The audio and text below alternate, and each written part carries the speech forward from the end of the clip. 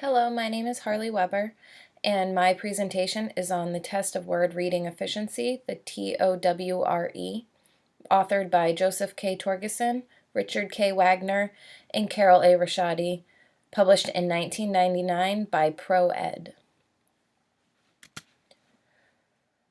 The TOWRE measures a person's ability to pronounce printed words accurately and fluently by testing their ability to sound words out accurately and quickly, and recognize familiar words as whole units or sight words.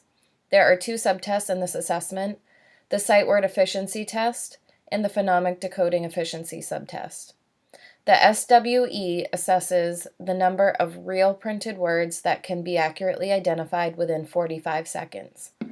The PDE measures the number of pronounceable printed non-words that can be accurately decoded within 45 seconds.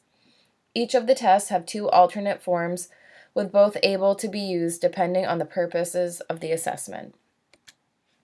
This assessment was normed on over 1,507 individuals ranging from ages 6 to 24 across 30 different states, with norming sites representing each of the four major geographic regions of the U.S.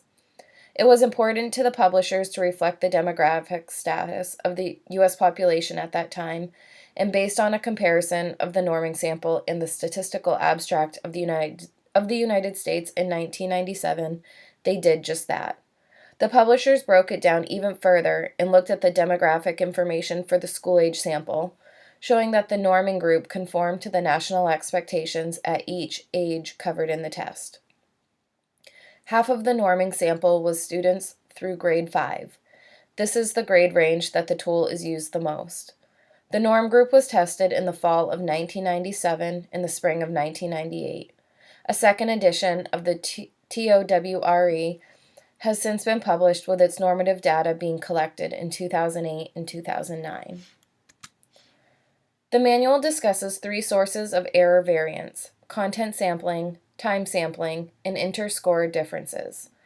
For content sampling, they examine the degree to which the items relate to each other. The more they relate, the smaller the error in the test there will be. They used alternate form reliability for both subtests because other measures of internal consistency are inappropriate for speeded tests. It was shown that the TOWRE is very reliable, with the average subtest reliability coefficient being 0.93 and 0.94. The average coefficient for the total score was 0.96.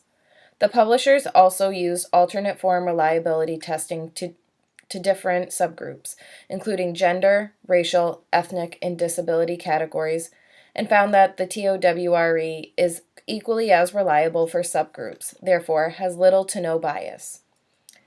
The test-retest method was used to examine the TOWRE's stability over time reliability.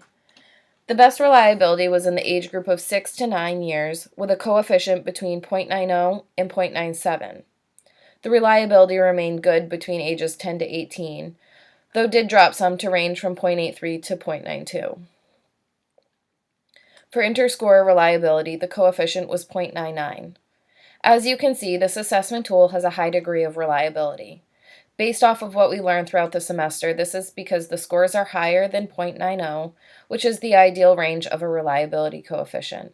Since my student that I will be testing is in the 6 to 9 age range, this test will be appropriate and effective in determining their reading ability. The manual refers to three types of validity: content description, criterion prediction, and construct identification. Content description validity examines whether the content covers a representative sample of the behavior to be measured, in this case, reading efficiency. Criterion prediction validity demonstrates the effectiveness of a test in predicting a student's performance with particular skills. Construct identification validity measures the extent that a test measures a particular skill. The manual goes into pages of detail examining their rationale for each of these validity categories. The publishers also examined the validity across different age ranges and subgroups and found that it is valid in both scenarios. The manual gives a coefficient for the subtest interrelationships and found that they range from 0.77 to 0.96. Since the correlation coefficients between the sight word efficiency and phonemic decoding efficiency are high, the subtests are measuring skills that have a strong relationship. We learned in class that, like reliability, the coefficient for validity should be close to +1. Therefore, I can subjectively conclude that the test is a valid measure of word reading efficiency. The available scores for the TOWRE are the raw score, age and grade equivalents, percentile, and standard score for each subtest. The two standard scores are then combined for a total word reading efficiency standard score, which can then be converted to a percentile. There is also a section in the manual to compare the TOWRE scores to other reading assessment scores. The publisher also provides descriptive terms such as very superior, superior, above average, average, below average, poor, and very poor. See Table 4.2 on the slide for a better look at that. The manual does not indicate any modifications or accommodations.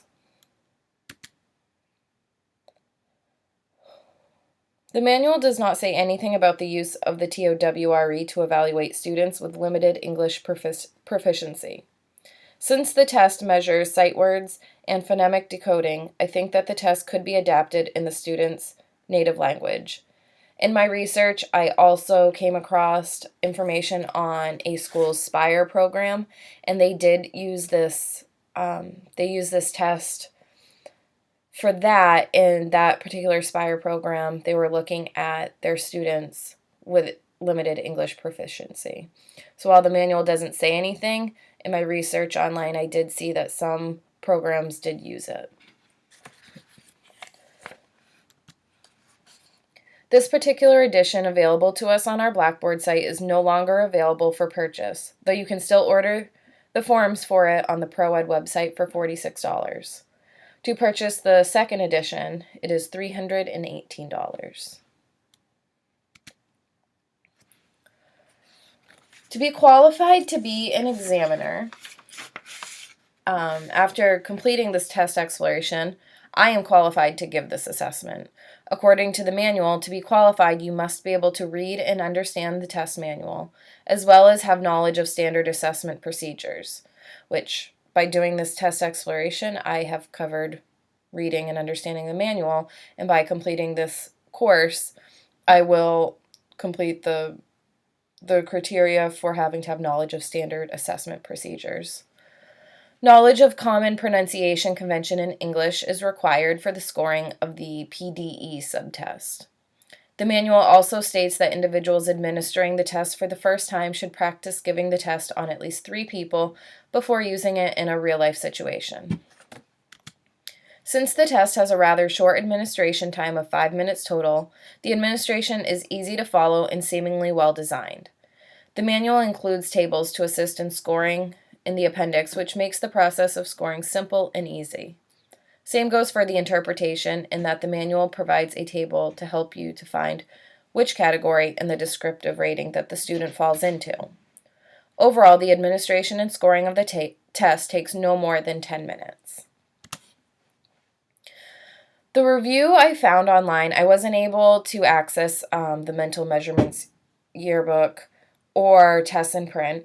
So I searched the internet and I found somebody who wrote a report kind of similar to ours, but they were able to get a review from the Mental Measurements Yearbook as well as reviewing it on their own. So the individual that wrote the Mental Measurements Yearbook review, they questioned the rationale of the word choice for the real and nonsense words, since there was so much discussion about the rationale of the test as a whole. They also questioned how the publishers determined the 45-second time frame for testing. Overall, they thought that the test had clear roots in reading development and effective teaching. As for the author of this particular review, she focused on the 45-second test time and how it may